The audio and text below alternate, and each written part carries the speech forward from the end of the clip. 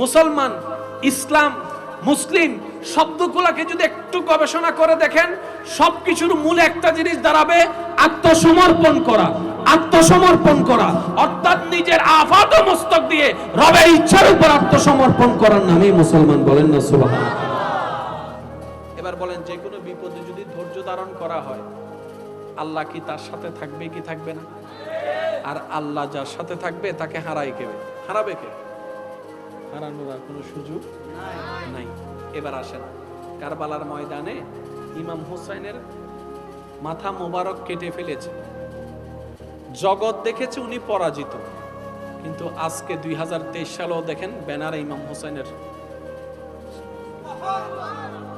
ইতারা গর্দান হাড়ি মনে করছি দে জিতি গে, আল্লাহ তোর চোখে তুই জিতছে, আর চোখে নু জিতস, তোর জ্ঞানে তুই জিতছে, আর জ্ঞান